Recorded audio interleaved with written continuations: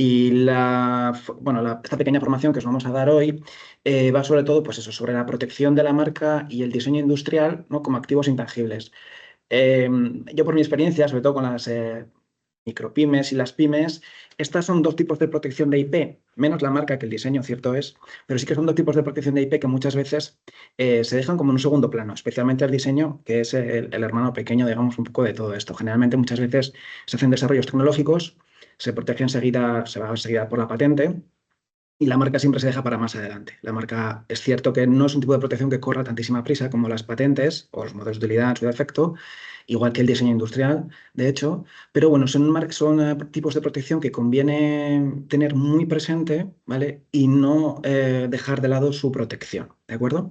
Bueno, tal y como he estructurado la sesión de hoy, empezaremos haciendo una pequeña, bueno, hablaremos un poquito de lo que son las marcas, los tipos de marcas que existen. Luego miraremos un poco en los entornos de empresas Deep Tech, como son las vuestras, bueno, cuál sería una buena estrategia de protección de marca, qué ventajas tiene la protección de la misma, y haremos lo mismo para los diseños industriales a continuación. Y finalmente veremos un único ejemplo que es sobradamente conocido por todos vosotros, de cómo una empresa tiene una marca muy fuerte y además tiene una protección de diseños industriales también muy potente y cómo eso le aporta una ventaja competitiva pues, en el sector, ¿no? Vale, pues empezamos con las marcas. En primer lugar, ¿qué es una marca, no? Pues no, la marca no deja de ser más que un signo distintivo que identifica en el mercado productos o servicios de una empresa y que los diferencia de sus competidores, ¿vale? Al final, una empresa que tenga una marca, ya sea la marca, el propio nombre comercial de la empresa registrado como marca o bien los nombres comerciales de los productos o servicios que esta empresa esté poniendo en el mercado, bueno, pues quien tenga protegida su marca, pues podrá ejercer sus derechos frente a terceros que le estén copiando, falsificando o vendiendo los productos que están cubiertos bajo dicha marca, ¿no? Lo mismo que podrá ir contra una empresa que pueda copiar el nombre o que tenga nombres que se le parezcan demasiados y puedan dar lugar a confusiones. Una cosa importante que hay que tener presente con la protección de las marcas es que las marcas están asociadas a clases. Es decir, cuando uno registra la marca de un producto, tiene que especificar cuál es la clase correspondiente al producto que va a poner en el mercado. Quiero decir esto que pueden coexistir marcas muy parecidas si no hay un conflicto en cuanto a las clases. O sea, podría haber una marca que venda bolsos que sea idéntica a una marca que venda microprocesadores, no habría en principio conflicto porque evidentemente nadie que busque un bolso acabará comprándole a la marca que vende microprocesadores, ¿no? Entonces eso es importante. En cuanto a los tipos de marcas que existen, tenemos las marcas denominativas. Las marcas denominativas son las marcas que básicamente protegen el nombre, ya sea del producto, ya sea de la empresa, ¿vale? Aquí veis, os he puesto el ejemplo de Intel y ya veis que son palabras, letras o números con caracteres estándar y que no tienen características gráficas ni disposiciones ni de color, ¿vale? Ni colores. Luego tenemos la marca figurativa, que es aquella marca que está formada por palabras, letras y o números y que sí que tiene caracteres, tiene estilización, tiene una disposición no estándar, es decir, es lo que llamaríamos el logo, ¿no? de la empresa. Eh, ¿Por qué elegir? Estos son los dos tipos principales de marcas, no los más habituales, digamos. ¿Por qué elegir denominativa o figurativa? ¿De qué depende? Bueno, lo ideal siempre va a ser que intentemos proteger las marcas denominativas. ¿Por qué? Porque al final el logo de una empresa puede variar con el tiempo. Es decir, si yo registro el nombre de mi empresa o de un producto asociado al logo, pues si en X años yo cambio el logo del producto, tendré que volver a registrar una nueva marca con el nuevo logo. Sin embargo, si yo mantengo el nombre del producto y cambio el logo, si tengo una marca denominativa protegiéndolo, seguirá estando protegido el nuevo logo porque el nombre denominativo seguirá estando ahí protegido, ¿vale? Entonces, en la medida de las posibilidades, siempre es más interesante tener una marca denominativa que figurativa. Ahora bien, claro, también es cierto que cuando haces búsquedas de antecedentes, ¿no? Para ver qué marcas existen que puedan entrar en conflicto con una potencial marca que yo quiera registrar, pues te puedes encontrar con que haya marcas en las mismas clases que a ti te interesan que puedan ser parecidas. Y la manera de diferenciarte en esos casos, pues es que la marca sea figurativa, que tenga asociado un color, que tenga asociado un tipo de letra, etc., etc., ¿no? Entonces, no siempre se puede optar por la marca denominativa, pero sería lo ideal, ¿eh? Otro tipo de marcas que existen son las tridimensionales, que consiste en la protección de una forma tridimensional de un objeto. ¿Vale? Aquí tenéis una marca muy representativa, una botella de Coca-Cola. Existen marcas de posición, que es la manera específica en la que se coloca determinados elementos dentro de un producto. Veis ahí, por ejemplo, las 2 rayas en esas zapatillas, nos valdrían las típicas 3 rayas de Adidas. Tenemos marcas de patrones, son conjuntos de elementos que se repiten periódicamente. Ahí os he puesto a modo de ejemplo pues un patrón de Louis Vuitton, ¿no? Que es la marca de lujo francesa.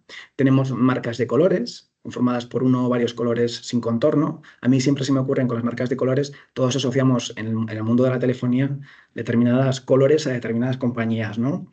Entonces, ahí, por ejemplo, es un ejemplo bastante claro de cómo los colores pueden convertirse en marcas en determinados sectores. Y luego también existen pues, marcas sonoras, son sonidos como tal, marcas de movimiento, son marcas digitales muchas veces en las que hay un elemento que realiza algún tipo de movimiento, marcas multimedia y también hologramas. ¿Vale? Luego también es importante señalar o sea, algunas particularidades de determinadas marcas, ¿no? Como son, por ejemplo, las marcas renombradas, ¿no? Que es aquella marca conocida por el público en general, con independencia del sector o producto del que se trate. Estas gozan de una protección reforzada incluso en clases diferentes. ¿Por qué? Porque, bueno, aquí os he puesto el ejemplo de Windows, serviría el de la Coca-Cola también, ¿no? Repitiendo el que ya he mencionado antes. Son marcas que todo el mundo conoce. Y independientemente de que Windows sea un programa informático, ¿no?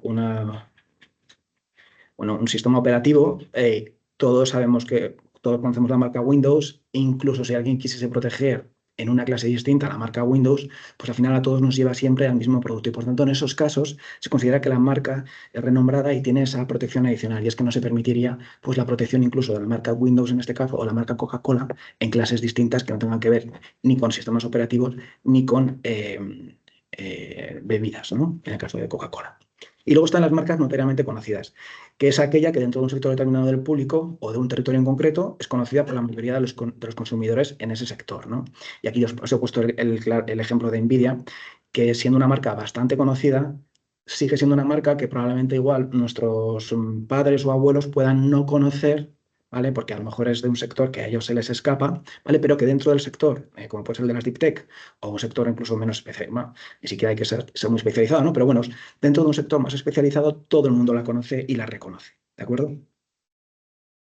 Luego también están las marcas colectivas, que son signos que sirven para distinguir productos o servicios de los miembros de una asociación de los productos o servicios de las empresas. Yo he puesto el caso de Bluetooth, tenemos el USB, etcétera. Hay muchas marcas de ese tipo, ¿no? Que agrupan a asociaciones de fabricantes, distribuidores, productores, etc.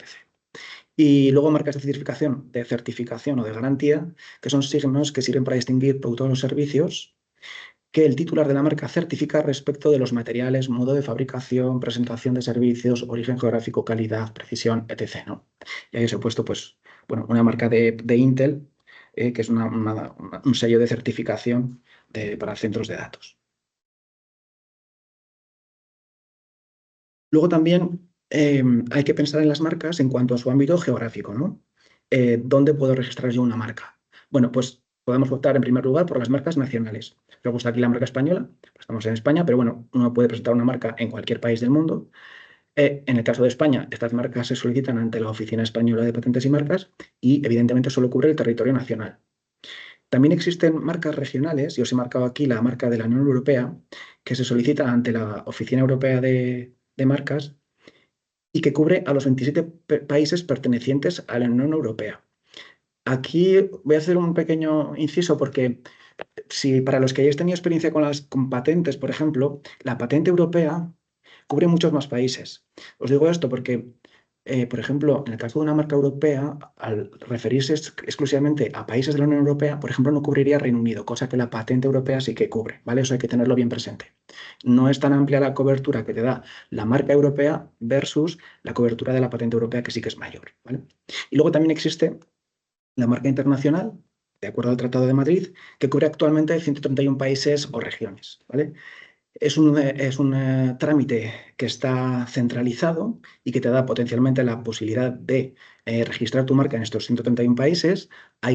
Cuando se opta por la marca internacional, hay que designar los países de interés, es decir, hay que seleccionar de la lista de los 131 aquellos países, es decir, que no te va a cubrir necesariamente los 131 países, sino que tú vas a tener que elegir y pagar determinadas tasas oficiales por cada uno de los países que selecciones, ¿vale? Y se realiza ante la UIPO, ¿vale? Para poder solicitar una marca internacional, y eso sí que es un requisito indispensable, debemos disponer o bien de una solicitud de marca española, en nuestro caso una marca nacional, o de una marca de la Unión Europea para utilizar como marca base. Es decir, tenemos que tener una solicitud o registro previo de esta marca nacional o de la Unión Europea y con ella poder solicitar la marca internacional, ¿vale? No se puede solicitar de manera directa. Vale, la protección de las marcas en entornos de Deep Tech, ¿no? Aquí os he puesto bueno, una serie de ideas que considero que son importantes a tener en cuenta en el momento que os sentéis y tengáis que decidir, oye, tenemos pendiente el registro de la marca, ¿qué hacemos? ¿Lo hacemos? ¿No lo hacemos? ¿Esperamos un poco? ¿O ha llegado ya el momento, ¿no?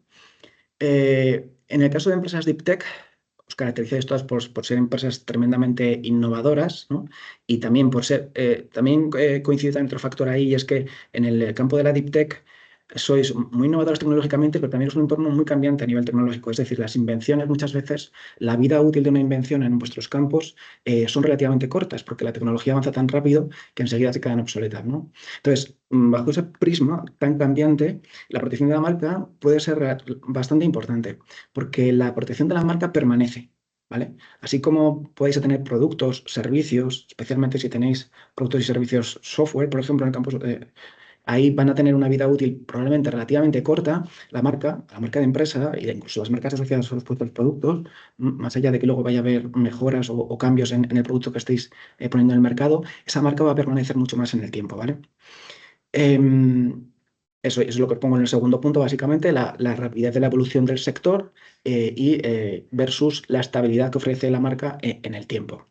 Y luego también el registro de la marca os va a permitir diferenciaros en el mercado muy global, muy competitivo, y también la marca, o sea, cuando se consigue un cierto grado de confianza, ya tanto en inversores como en clientes, bueno, pues mantener esas marcas también es bastante importante. Así que, en definitiva, mientras que la tecnología evoluciona, la marca asegura continuidad, identidad y valor en el largo plazo, ¿vale? En cuanto a la estrategia de protección de vuestras marcas, yo creo que es muy importante que lo primero que se haga siempre sea identificar qué productos o qué servicios van a tener esas marcas. Probablemente no todos los productos ni todos los servicios que vayáis a desarrollar, pues necesariamente tengan que estar protegidos con su propia marca. Em, lo habitual también es proteger tanto la marca de la propia empresa como la marca de los productos o servicios que vayáis a poner en el mercado.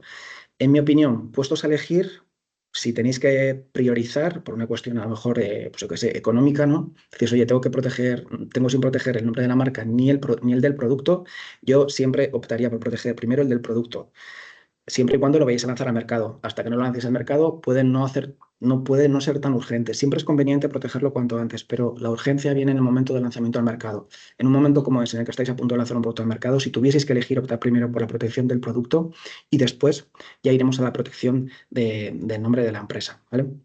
Es importante elegir nombres distintivos y que no sean descriptivos, y también elegir muy adecuadamente las clases en las que vais a proteger la marca, ¿vale? Tened en cuenta también el punto de vista de que podéis lanzar un producto o incluso el nombre comercial de la empresa lo queréis proteger bajo una marca concreta, y quizás ahora estéis en un punto en el que queréis solo vender determinados productos o servicios, pero sí que podáis tener en mente quizás ampliar el abanico de productos y servicios a futuro. Tened en cuenta también eso a la hora de registrar la marca y seleccionar las clases que vais a asociar a dicho registro, ¿vale? También es muy recomendable verificar que no haya conflictos con marcas registradas previas, ¿no? Para eso se pueden hacer búsquedas en bases de datos. Hay bases de datos públicas, también existen bases de datos de pago, pero bueno, con hacer búsquedas en bases de datos públicas puedes tener una idea muy clara de qué marcas hay registradas en aquellos territorios donde tengas planeado registrar la marca, y por tanto es conveniente ver si podría entrar en conflicto la marca que yo pretendo proteger con marcas ya preexistentes. Y luego, como os decía al principio un poco de esta charla, es muy conveniente intentar la protección de la marca denominativa, si se puede, Y además de la marca figurativa, es decir, vamos a intentar, si se puede, por proteger el nombre del producto o de la empresa y además, como una segunda protección, el del logo, ¿vale? Tanto del producto o de la empresa. Y si hay que elegir solo una de las dos, evidentemente la denominativa. Pero ya os he dicho que hay casos en los que cuando hagas una búsqueda previa te vas a encontrar que quizás te veas obligado a optar por la figurativa para poder diferenciarte de esas marcas previas que hayas podido detectar. Y luego también pues, hay que hacer un plan de protección de la marca, ¿vale? Si tenéis vocación de vender vuestro producto en el extranjero, pues conviene registrar esa marca en aquellos mercados donde vayáis a lanzar vuestros productos. Para eso también hay que dar una vuelta a si es más conveniente marcas nacionales o optar por una marca regional como la marca europea u optar por la marca internacional. También os digo que a diferencia de las patentes, donde ahí ya sabéis que existe una novedad a nivel mundial, es decir, si yo hago un desarrollo tecnológico y resulta que en Taiwán alguien se me ha adelantado, bueno, pues mi patente no va a tener novedad en ninguna parte, es decir, no voy a poder registrar ni en Taiwán ni en ninguna otra parte la solicitud de patente. Con la marca no pasa exactamente eso, sino que mi marca entrará en conflicto con otras marcas país por país, es decir, hay que hacer una búsqueda país por país. Quiero decir con esto que también se puede optar por, según vaya abriendo mercado, ir registrando la marca conforme yo voy entrando en mercados nuevos, ¿no? Si yo tengo mi mercado potencial ahora mismo es Europa, puedo optar por una marca europea ahora y conforme vaya pasando el tiempo y yo vaya abriendo mercados nuevos, puedo ir extendiendo esa marca a esos países. Corro el riesgo de que en ese lapso de tiempo entre que yo hago el primer registro de marca y los registros subsiguientes en otros países, en ese lapso puede haber otras marcas que no existiendo en el momento de mi primera solicitud, sí que existan en las solicitudes subsiguientes y, por tanto, un conflicto que me hubiese ahorrado haciendo una extensión desde el principio, pues lo pueda tener haciendo esta extensión pues un poco por etapas, ¿no? Entonces, eso también hay que evaluarlo. Y luego, otra consideración es así a modo general, es que es conveniente complementar siempre las solicitudes de marcas con las solicitudes de patentes, modelos de unidad y también con los secretos empresariales, ¿vale? Siempre tener un mix de protección de todos estos tipos de activos de IP es muy importante. Mantener un poco de coherencia de identidad en el sentido de que el nombre que elijáis para la empresa, el nombre corporativo, debe transmitir confianza científica y tecnológica, mientras que los productos o servicios pueden tener marcas un poco pues, más amigables, ¿no? para el usuario. Hacer un uso claro de la marca. De lo contrario, hay terceros que pueden solicitar su caducidad. O sea, aseguraos de que vuestra marca aparece en vuestras páginas web, que está en el producto, que aparece en folletos, que aparece en determinados sitios, para poder garantizar de que no va a haber un tercero que nos pueda invalidar la marca por no hacer uso de la misma, ¿no? Y solicitar su caducidad. Hay que defender la marca activamente y, por tanto, hay que monitorizar registros de terceros y usar servicios de vigilancia para ver que no hay terceros que estén haciendo uso de nuestra marca, ¿vale? Y si lo hiciesen, habrá que tomar las medidas legales oportunas. En cuanto al tema de licencias y spin-offs, en empresas como las vuestras puede ser que sea frecuente tanto ceder licencias de marca a filiales y a spin-offs, por lo que conviene, llegado el caso, tener contratos redactados que estén claros y que definan muy bien cuáles son los derechos de uso que queda para cada parte. Y luego pensar a largo plazo. Los ciclos de comercialización de los productos y de los servicios a veces son muy largos y, por tanto, siempre es conveniente, como os decía, la protección de la marca desde muy al principio, aunque bueno, se puede optar por, ya os he dicho antes, una protección por fases, asumiendo los riesgos que eso conlleva. ¿Eh? Vale, dejamos ya el tema de las marcas y pasamos al de los diseños. Voy a ver cómo voy de hora. El diseño industrial, ¿vale? Es un título de propiedad industrial que da a su titular el derecho a actuar contra terceros que copien, falsifican, etcétera, aquello que está, la apariencia exterior del producto que está protegida por el diseño, ¿vale?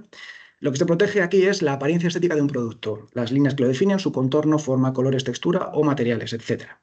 ¿Vale? Pueden ser bidimensionales o tridimensionales. Y se permite el registro de variantes, ¿vale? Múltiples diseños en un mismo registro para reducir esos costes. Los diseños, esto no lo he mencionado antes, las marcas se conceden por periodos de 10 años y se pueden renovar de manera indefinida. En el caso de los diseños se conceden por periodos de 5 años y por bloques de 5 años hasta un máximo de 25. Los requisitos para que un diseño se conceda es que debe ser nuevo y tener carácter singular. ¿Qué significa que tenga carácter singular? Pues que el usuario informado debe poder diferenciarlo de otros diseños parecidos, ¿vale? No puede ser tan parecido como para que uno los confunda. Y eso, y no debe no debe obedecer exclusivamente a un efecto técnico, sino, como ya os he dicho, lo que se protege aquí es la apariencia, la forma, la estética del producto. Nuevamente, los ámbitos geográficos son los mismos que para la marca. Podemos optar por diseños industriales a nivel nacional, por ejemplo en España. Podemos optar por diseños industriales en la Unión Europea, que se solicita de igual manera ante la WIPO, que cubre los 27 países pertenecientes a la Unión Europea.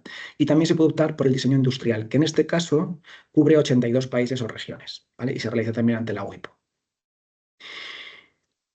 ¿Qué ventajas tiene el registro de diseño industrial para empresas como las vuestras? Pues que cuando se registra un diseño industrial se adquiere el derecho de impedir su reproducción por la competencia. Esto siempre te va a dar una posición más sólida de mercado, te va a dar una posición de mayor fortaleza en el mercado. Tened en cuenta que yo, en mi experiencia, los diseños sirven mucho, en muchas ocasiones, para poder frenar a terceros de que vendan, comercialicen, importen productos que tienen una apariencia exterior idéntica a un diseño que tengas tú registrado. Más allá de que los materiales con los que se fabrica sean distintos, más allá de muchos otros aspectos, solo porque el aspecto exterior es muy parecido o lo suficientemente parecido, se puede impedir que un tercero pueda hacer todo esto, ¿vale?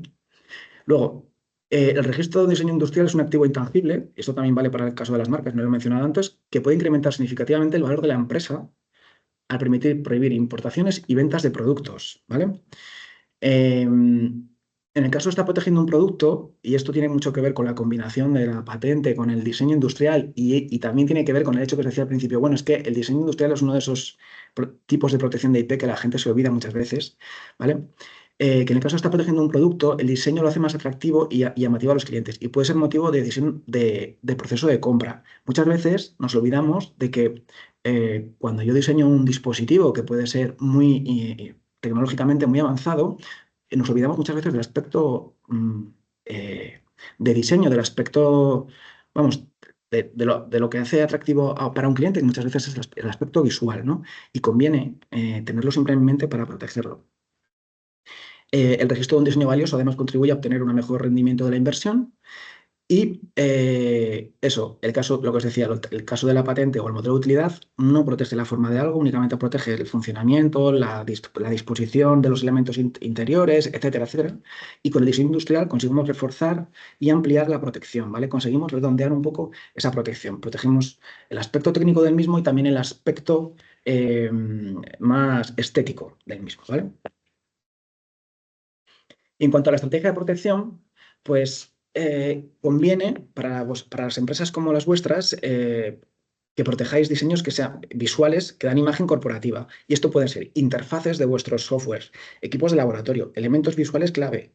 Podéis proteger los productos, tanto el hardware, y tened en cuenta que con el software visual también se puede proteger. O sea, imágenes de vuestras interfaces, o sea, se pueden proteger la disposición de los distintos bloques que haya en vuestra propia interfaz. ¿Vale? Para que nadie pueda copiar una disposición exacta, ¿vale? de vuestros programas. A nivel de spin-off y licencias, como os comentaba también para las marcas, hay que dejar claro en contratos los derechos de uso para cada una de las partes. Hay que hacer una defensa activa también de vuestros diseños, es decir, hay que vigilar que terceros no os estén copiando dichos diseños y tomar las medidas correspondientes cuando se detecten este tipo de infracciones. Y luego, pues eso, lo mismo, pensar en la escalabilidad. Si el producto o servicio, bueno, en este caso pues, eso no debería aparecer ahí servicio, si el producto, en este caso es la apariencia del producto, se va a vender globalmente, registrar en los mercados claves desde el inicio y evaluar nuevamente si la mejor estrategia es un diseño nacional, diseño regional como el europeo o un diseño internacional, ¿vale? Y luego no os olvidéis de que antes del registro del diseño conviene no divulgar públicamente los prototipos para que no pierdan la novedad, que son los requisitos, ¿vale? Jesús, Y estamos fuera de tiempo, un minutito sí, ya último. está. Mira, esta es la última diapositiva, ¿vale? Y este es el último ejemplo el ejemplo de marca que os ponía, ¿vale? Y es un ejemplo que conocéis todos. De hecho, algunos estáis utilizando dispositivos Apple para conectaros a esto. Apple, la marca Apple es una marca súper reconocida globalmente. Yo creo que nadie, bueno, muy poca gente no conocerá la marca Apple. los diseños industriales que tiene Apple, que son muchísimos y que protegen la forma de sus dispositivos, la disposición de los elementos en cada uno de ellos, etcétera, etcétera, también tiene diseños industriales registrados, ¿vale? Y la ventaja que esto le proporciona a ellos, pues es enorme, como os podéis imaginar. De hecho, el valor de la marca estimado, lleva varios años siendo la número uno en el mundo de Apple, ¿vale? Para el año 2025, su valor de marca es de 575.000 millones de dólares, ¿no? Un poco más o menos la idea de cómo las marcas y los diseños también contribuyen a fortalecer la posición de una empresa en el mercado y además a aumentar su valoración. ¿De acuerdo? Y ya está, con esto acabo, ¿vale? Pues estupendo, Jesús. Pues muchísimas gracias. Eh, la verdad es que siempre estamos, cuando desarrollamos tecnología, muy pendientes precisamente pues del desarrollo tecnológico, ¿no? De las funcionalidades a nivel de arquitectura, a nivel de ingeniería, a nivel técnico, los componentes, tal, el peso, incluso la usabilidad, ¿no? Pero la parte de la marca, pues esas gestiones que normalmente Sí, no estamos tan pendientes de no se esto, ni suele. como empresa, ni cuando hacemos el diseño industrial. Entonces, bueno, que los expertos nos pongáis el foco un poco en la importancia de estos elementos, pues también completan lo que es nuestra visión de empresa, ¿no? Y nuestro posicionamiento de empresa. O sea que gracias por poner luz. Yo me he apuntado aquí un par de preguntas, pero por hacer todo el flow más rápido, pues lo apuntamos para el final. Si alguien también Vale, tiene comentarios o dudas, las juntamos en la mesa del final y así igual también algunas se pueden retroalimentar con los comentarios de las otros ponentes. O sea que muchas gracias, Jesús. a Y vosotros. doy paso ahora a Tony López de Delvi. Tony, estás por aquí, ¿verdad? Sí, ¿qué tal? ¿Cómo estáis todos? ¿Qué tal, Rosa? ¿Cómo Muy estás? bien. Si quieres Eh, compartir, voy para allí. A ver, compartir. está al Claro, lado es del que. botoncito Sí, rojo de arriba, arriba. salir, al Y es lado. justo. Ah, vale, vale, ya está, visto. Comparto ¿Mm? la pantalla que tengo aquí y a ver si me estáis viendo ahora. ¿Mm? Sí, ¿lo Cuando estamos viendo? estéis viendo, me decís. Espera que esto lo minimizo. La estamos viendo. ¿Estáis viendo? Sí, Sí, ahora perfecto, sí, ¿no? lo que pasa que al maximizar se ve lo que es la siguiente diapositiva en la presentación. Ves Sí. la principal y la secundaria, digamos, pero como tú quieras. No sería la idea, la verdad. Ya, Eh, dame un segundín. a ¿Sabes qué veces pasa? Somos usuarios de Google Meet, más que no. Yo de creo que sí, Teams y a veces justo. Entonces, yo creo que si comparto esta pantalla, ahora vosotros me decís qué es lo que estáis mm. viendo. ¿Qué estáis viendo ahora? Ahora perfecto, ¿Sí? perfecto, sí, Sí, ¿no? sí, sí. Así Vale. que adelante cuando tú quieras. Vale, fantástico. Oye, antes de nada, muchísimas gracias por la invitación. Pues bueno, por nuestro lado es un placer seguir colaborando e intentar aportando valor al sector, en general startup. Hoy vamos a estar hablando de financiación o de estrategias de financiación pues, para startups deep tech. Nosotros en este caso, pues obviamente estamos, digo que trabajamos con ello, pero no solo estamos especializados en ello, ni mucho menos, sino que en general todo lo que es el ecosistema, ¿no? Y la idea de la sesión de hoy básicamente va a ser una sesión bastante concentrada y obviamente vamos a de alguna forma pues poder navegar en conceptos bastante generalistas y quiero hacer pues previa a esa mención, ¿no? La idea de la sesión de hoy, pues, como os decía, ¿no? Es, oye, estratégicamente nosotros cómo ayudamos o cómo deberíamos poner nuestro granito de arena para que la financiación para las startups deep tech, que al final son startups, pero sí que es verdad que tienen ciertas peculiaridades, ahora comentaremos las peculiaridades como tal, ¿no? ¿Cómo deberíamos hacerlo? Hay un marco bastante lógico global donde todos estamos de acuerdo y luego, pues obviamente, pues para estos casos más específicos en los cuales hay dos o tres elementos que son clave, ¿no? Pues el tiempo y el capital invertido, que es distinto, ¿no? A lo que se suele trabajar con modelos más startups tradicionales, por llamarlo de una forma, modelo de suscripción, e-commerce y marketplace, ¿no? Pues en el caso de las deep tech sí que cambia un poco, ¿no? Previo a entrar más en detalle, sí que me gustaría, pues bueno, yo he hecho una pequeña diapositiva con datos que yo creo que casi todos más o menos podemos llegar a conocer, pero para saber un poco el contexto actual, ¿no? En cuanto a inversión y algunos datos, ¿no? Es decir, en cuanto a la inversión que más o menos estamos dedicando respecto al modelo nacional, pues aproximadamente se está dedicando el 1,4, ¿no?, del PIB total. Esto pues, puede ser un dato bueno, puede ser un dato malo. Yo soy de los que los datos me los tomo para bien. Sí que es verdad que estamos lejos de la media europea, es decir, realmente estamos unos cuantos puntos, un punto prácticamente por debajo, 2,3, ¿no?, es lo que nos marca. Y hay países, pues como obviamente Alemania, que nos están prácticamente doblando, ¿no?, en cuanto a la inversión. Inversión, estamos hablando de inversión pública y privada, ¿de acuerdo? Lo cual implica que, bueno, de alguna forma hay mucho recorrido en ese aspecto, pues para seguir invirtiendo, ¿no?, para seguir apostando por este tipo de innovaciones, ya no solo sea en el sector Deep Tech, sino que en general, ¿no? Obviamente la aportación privada, pues al final lleva ya su parte, en este caso la mitad de la aportación total, pues es la aportación privada y también, obviamente, lejos, ¿no?, de lo que teóricamente nos estarían marcando los países de la OCDE.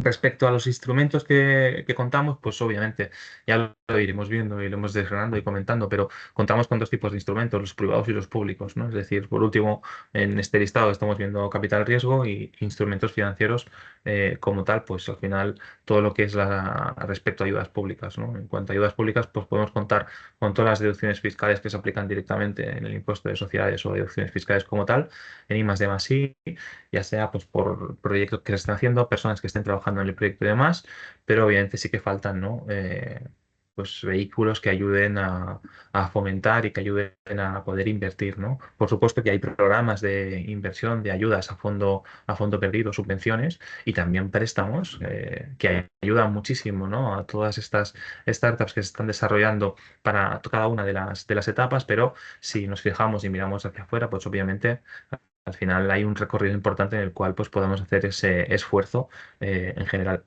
El ecosistema, por norma general, y no es exacto, obviamente, ya lo iré como matizando todo el rato, ¿no? Pero generalmente el ecosistema pues suele estar centrado entre universidades, centros de investigación, comunidades autónomas. También es verdad que hay centros de investigación privados en los cuales pues, hay una idea y esa idea es la que finalmente se acaba desarrollando para desarrollar una tecnología, para desarrollar I+D, ¿no?, una proteína, por ejemplo. Es decir, hay muchos modelos, pero generalmente el inicio del flow del trabajo, ¿no?, pues suele venir por esta parte, ¿no?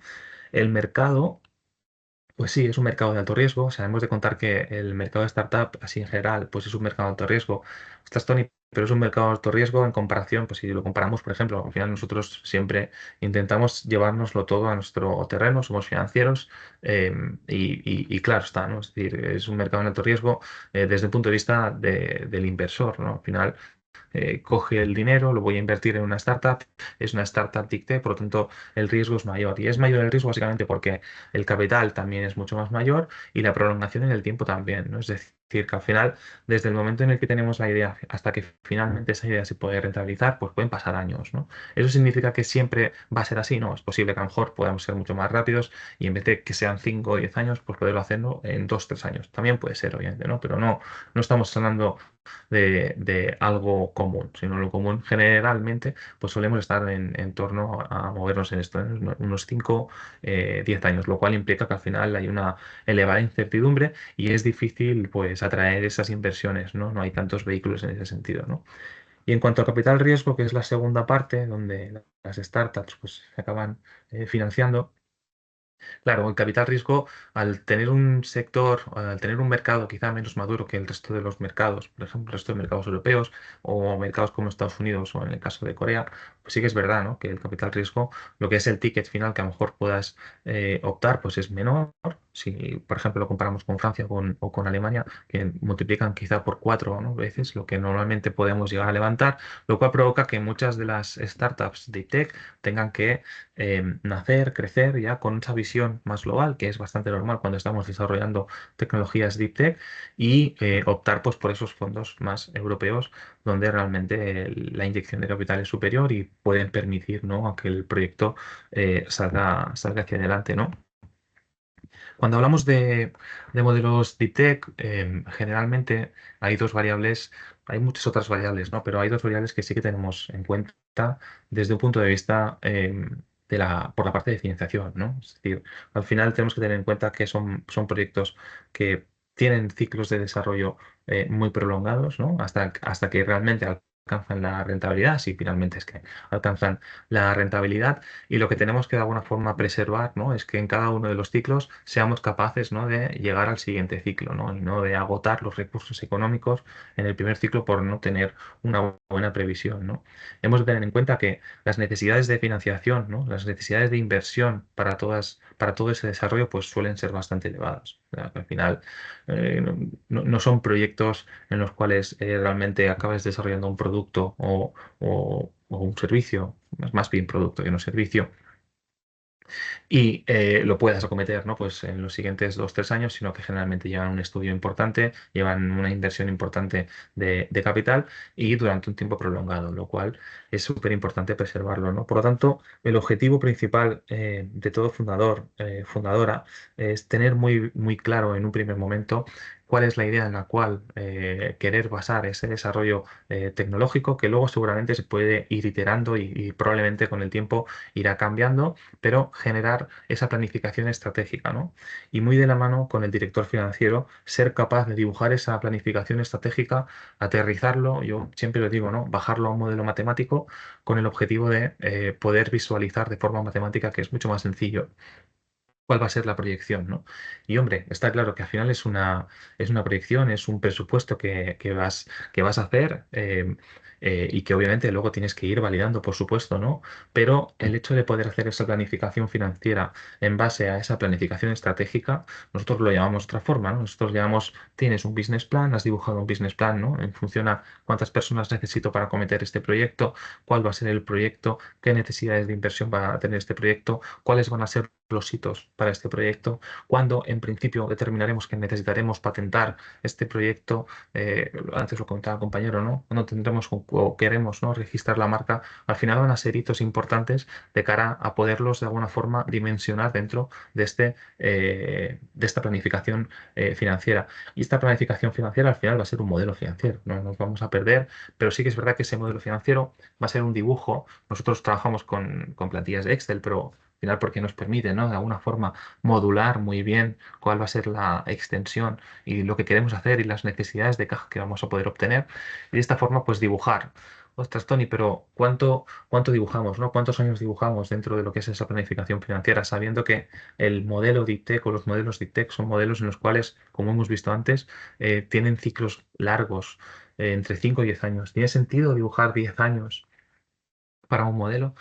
La respuesta es que no. O sea, se puede dibujar, por supuesto se puede dibujar, pero hoy podemos dibujar qué queremos hacer de aquí, visualizar qué queremos hacer de aquí a los 10 siguientes años. Lo más probable es que de aquí a 10 años pasen otras 1500 cosas muy distintas a lo que hoy teníamos planificado, ¿no? Por lo tanto, nosotros al final lo que hacemos generalmente para este tipo de proyectos, más allá, ¿no? de querer hacer esa visualización a 10 años, que está muy bien para ver dónde nos vamos a posicionar, que está muy bien porque sabemos que a lo mejor el modelo necesita de una patente y la patente es N número de años y hasta X años no vamos a poder rentabilizar, ok, pero dibujemos los primeros 5 porque los primeros 5 son los que con toda probabilidad tendremos más información, ¿no? Desde el momento en el que nos encontramos.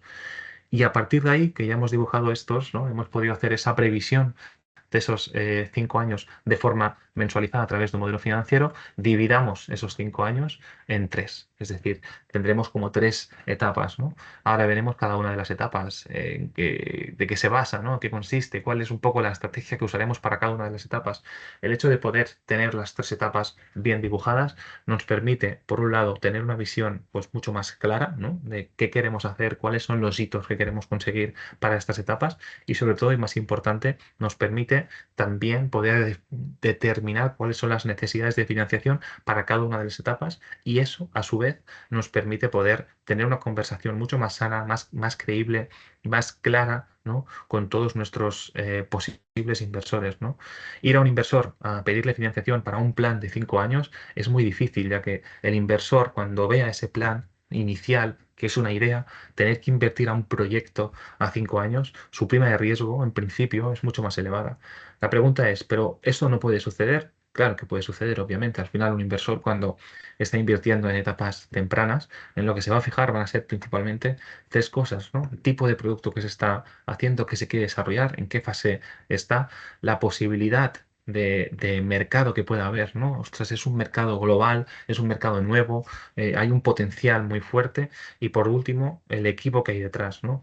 Quiero recordar ahora, pues creo que, no sé, quizá hace 6 meses, 7 meses, un año, no sé exactamente la cifra, ¿no? Ahora, pero si recordáis, creo que uno de los cofundadores de OpenAI montó una nueva empresa.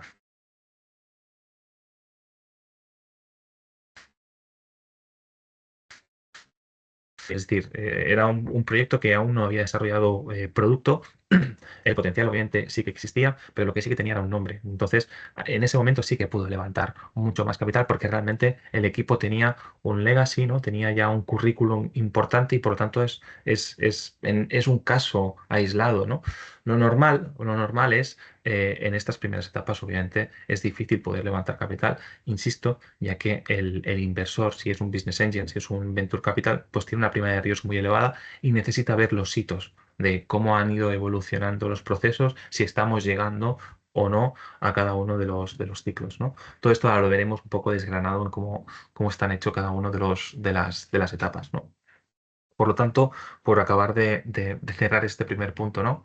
Un modelo de tech principalmente se basa por tener unos ciclos de tiempo muy, muy elevados, muy prolongados, ¿no? Unas necesidades de capital muy elevados y al final son modelos de gran impacto. Antes lo ha comentado también el compañero, son modelos que realmente el impacto que tienen, estamos desarrollando tecnologías, nuevas tecnologías, pues el impacto que tiene es un impacto global, ¿no?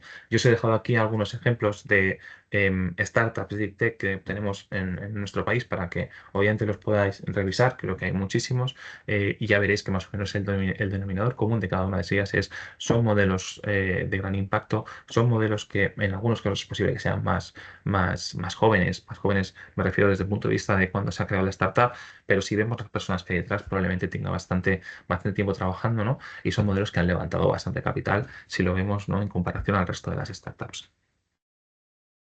Entramos ya en lo que es la estructura del crecimiento y para tener en claro, ¿no? Cuál es la estructura del crecimiento, partamos de este dibujo, ¿no? De esta planificación financiera que hemos hecho a 5 años y que hemos podido dividir entre 3, 4, ahora lo veremos, ¿no? En este caso, la primera fase nosotros la dividimos en la fase de validación, pues que va desde los 0 hasta los 18 o 20 meses, dependiendo, ¿no? En esta fase, pues el inicio arrancamos como lo decíamos, ¿no? Arrancamos con una idea en un centro tecnológico, en un centro universitario, en comunidades autónomas y demás, donde estamos partiendo de una idea y esta idea se tiene que ir desarrollando, pero de momento no tenemos absolutamente nada, ¿no? Lo único que tenemos es un modelo financiero en el cual sabemos que para desarrollar esta idea para los próximos 18 meses vamos a necesitar n número de trabajadores, investigadores e investigadoras y vamos a necesitar también un gasto en pues, los equipos que estemos trabajando, el lugar donde estamos trabajando y demás gastos que puedan estar incurridos dentro de lo que es la cuenta de pérdidas y ganancias, ¿no? Y esto nos podrá dibujar cuáles son las necesidades específicas que vamos a necesitar para ejecutar ese plan durante los primeros 20 meses, ¿no? Nosotros hemos dibujado un plan para 60 meses, 5 años, pero ahora mismo tenemos visión solo de los primeros 18 o 20 meses. Entonces, una vez dibujado, ¿no? Cuáles son las necesidades de financiación, pues nos permite obviamente ejecutar, ¿no?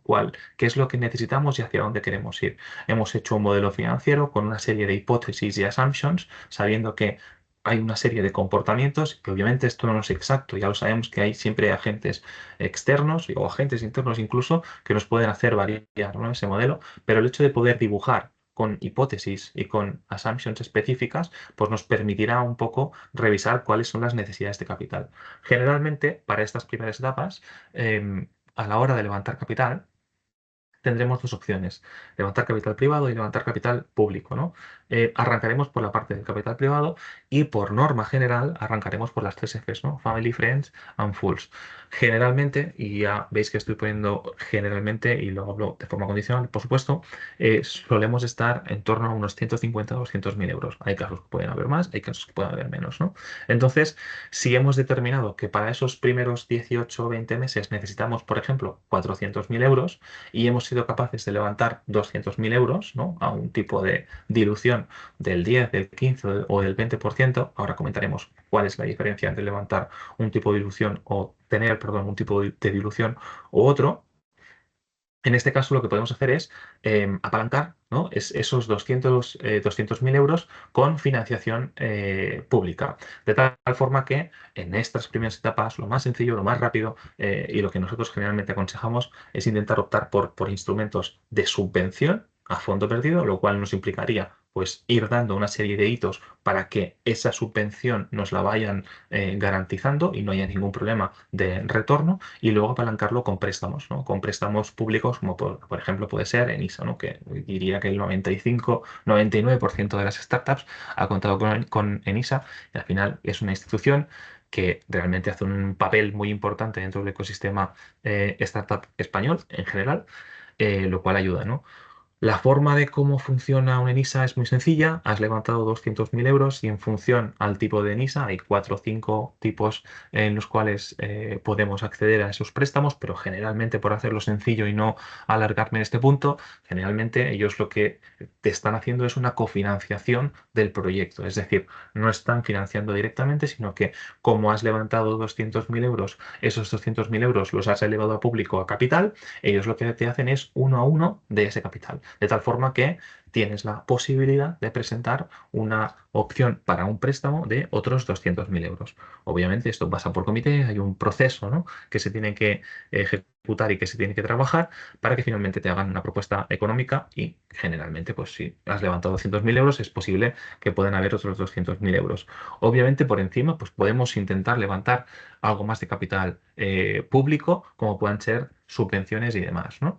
De tal forma que necesitábamos 400.000 euros y hemos sido capaces de forma privada levantar 150, 200.000 y de forma pública levantar otros 150, 200.000. Bien, con esos 400.000 euros somos capaces de llevar a cabo nuestra primera etapa, ¿no?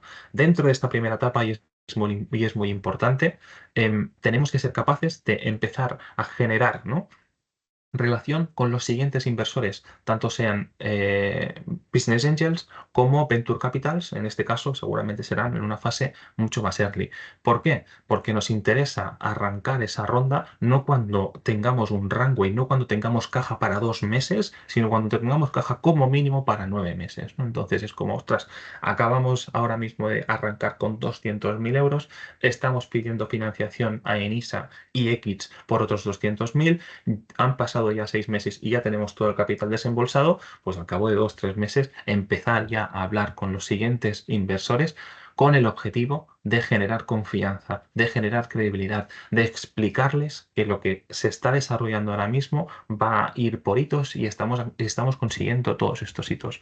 ¿Para qué? Para que en la fase de desarrollo, que ya tendremos seguramente un MVP, que ya estaremos trabajando en la validación regulatoria, que es muy importante, ¿no? No es necesariamente seguir estos términos, ¿no?, pero es muy importante, y donde realmente quemaremos mucho capital, seguiremos quemando mucho capital. El MVP, pensar que seguramente será una primera versión, pero va a ir iterándose esa versión. Necesitaremos pensar también en el go-to-market, cómo vamos a lanzar esto a mercado si es que aún no estamos desarrollando, ¿no? Si no somos capaces de generar esa relación de confianza con nuestros posibles inversores, es muy difícil que con 6, 5 o 8 meses quizá de runway, si es que aún no hemos hecho nada, es difícil, no digo que sea imposible ni mucho menos, ¿no?, pero es difícil pues generar esa relación de confianza con el objetivo de poder levantar esta segunda ronda, que puede ser una ronda pre-seed o ya podría ser una seed o una ronda A, o sea, dependiendo también del modelo en el que estemos, ¿no? Y aquí también, ¿no?, entraría otra vez esta fase de fondos. Ostras, Tony, pero si ya hemos pedido una ENISA, ¿podríamos pedir un segundo ENISA? Podemos pedir un segundo ENISA en este caso, es decir, podemos pedir un ENISA en el año 1 y podemos pedir un ENISA en el año 2. ¿Podemos pedir 2 ENISAs en el mismo año? Eso no se puede. Y hay diferentes programas, es decir, que no necesariamente tenemos que pedir 200.000 euros, ¿no? Sí que está claro que en este caso, en el caso de ENISA, en la solicitud que nosotros generalmente, hay excepciones, pero generalmente la solicitud de préstamo tiene que estar muy acotada a el capital que se ha podido levantar y por lo tanto se ha podido suscribir. Obviamente también podremos optar a otro tipo de ayudas. Tenemos Neotec cuando ya tenemos un proyecto que es claro, y al final son fondos, son préstamos a fondo perdido y por lo tanto no tendremos que devolverlo, pero sí que es verdad que tendremos que ir a través de unos hitos.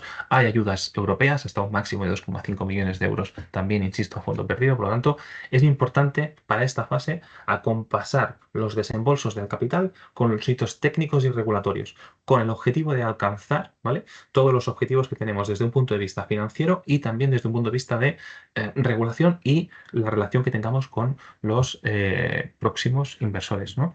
Aquí pasaríamos a la etapa 3, que es la etapa de escalado, donde ya tenemos un piloto, donde las primeras certificaciones ya las tenemos. Es posible que, depende de cómo hayamos ido también en cuanto al tiempo, ya tengamos la patente en el lugar donde la hayamos presentado. Es posible que tengamos ya los primeros clientes, ventas, y aquí sí que ya empezaríamos a combinar, ¿no?, la estructura de capital entre privado y público. Siempre contaremos con esa estructura de capital.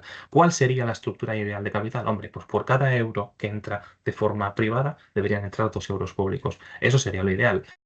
En muchos casos es posible que sea un 1-1. Bueno, lo que va a suceder es que tenemos que tener en cuenta que la financiación pública nos tiene que ayudar para financiar esas inversiones de la compañía y nos tiene que ayudar a no diluir la cap table, porque al final ese es uno de los objetivos finales, ¿no? Luego, de aquí 2 slides, si no voy mal equivocado, hay un dibujo donde lo podéis ver de forma más clara. Por último, tendríamos la fase de crecimiento, donde ya realmente estamos generando ingresos. Aquí estamos hablando de 60 meses hacia adelante. Pueden ser 72, pueden ser 84, es decir, aquí ya es un ejemplo, ¿de acuerdo? Pero sí que es verdad que ya tenemos ingresos recurrentes, es decir, que toda esa evolución, todo ese desarrollo que hemos tenido de esa idea, realmente ya es una realidad, lo estamos vendiendo, hemos hecho esa primera inversión, ¿no?, en el lugar, si es que estamos en España, por ejemplo, y seguramente ya estamos abriendo diferentes países con el objetivo de ver si somos capaces de replicar exactamente lo mismo que tenemos aquí, si es capaz de replicarse de forma igual en el resto de los países. Por lo tanto, la idea ya será generar ese go-to-market para el resto de países, porque ahora mismo, en el momento en el que nos encontramos, pues somos capaces de rentabilizar, pero obviamente el objetivo no es un objetivo nacional, ¿no? Aquí seguimos igual, es decir, en esta fase no significa que aún no puedan entrar capitales privados, siguen entrando capital privado. Obviamente el capital privado ya no es N número de capital privado, suelen ser 1 o 2 y con tickets bastante elevados. Todo esto al final es un average, ¿no?, lo que estamos hablando. Y por supuesto que también tenemos la posibilidad de financiar estos proyectos porque ya son proyectos mucho más grandes, son maduros,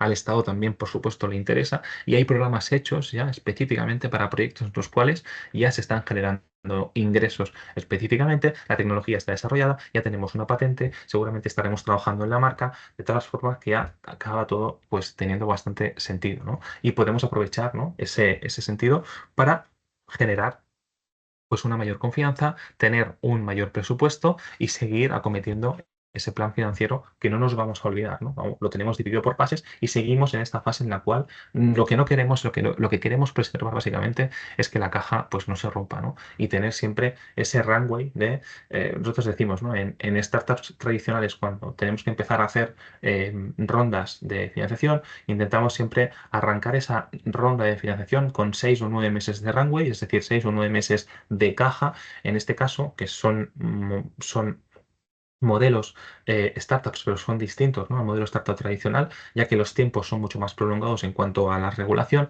y en cuanto a la intensidad de capital, generalmente con 9 o 6 meses nos quedaríamos cortísimos. Entonces, lo que hacemos es tirarlo para atrás y arrancar procesos entre 12 y 18, idealmente sería tener 2 años de caja, ¿no? Hombre, Tony, pero eso es muy difícil. Bueno, esa es la realidad en la cual nos deberíamos de mover para ir con cierta tranquilidad. Luego la realidad, pues es la que es y aquí no podemos hacer otra, ¿no?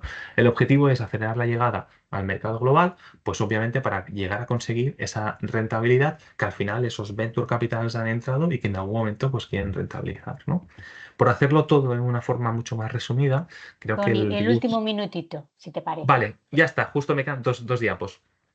Por hacerlo todo de una forma mucho más resumida, en esta diapositiva creo que es claro, ¿no?, todas las fases que estamos teniendo, más o menos cómo van coincidiendo y cómo debería ir evolucionando esa dilución, ¿no?, en función de las rondas. Creo que es interesante ver que en esta primera etapa pues tenemos la etapa de incubación, que es la etapa pre-seed, donde tenemos una idea y que tenemos que ir evolucionando, ¿no?, hasta esa salida, digo salida, pero puede ser una continuación, por supuesto, y ver realmente cómo la cap table se va ampliando y algunos de los inversores también van saliendo. Sí que es importante, y esto es importante, es tener muy claro, y es algo que para nosotros es importantísimo, el hecho de utilizar la financiación pública nos tiene que ayudar al fundador a preservar el máximo capital posible con el objetivo de que ese proyecto sea viable a largo plazo. Porque si llegamos a últimas fases con muy poquito capital, la dificultad que un fondo de inversión, que un venture capital grande nos pueda invertir, va a ser muy difícil, ya que el riesgo que ellos van a poder ver invertir en un proyecto en el cual el fundador a lo mejor tiene un 1%, un 2%, es elevadísimo, ¿no? Porque obviamente está claro que un 1% de N número de millones es muchísimo, pero el porcentaje que tienes es muy bajo, ¿no? Y ya para acabar, simplemente las keynotes, es importante, ¿no? Tener ese mix entre capital privado y capital público, saber que intentar identificar este 1-2, ¿no? Ese sería lo ideal. Importantísimo la planificación anticipada a través de ese modelo financiero. Yo siempre digo lo mismo, cuando tenemos que incorporar un director financiero para ayudarnos, para mí como pues, director financiero, desde el momento cero, salvo que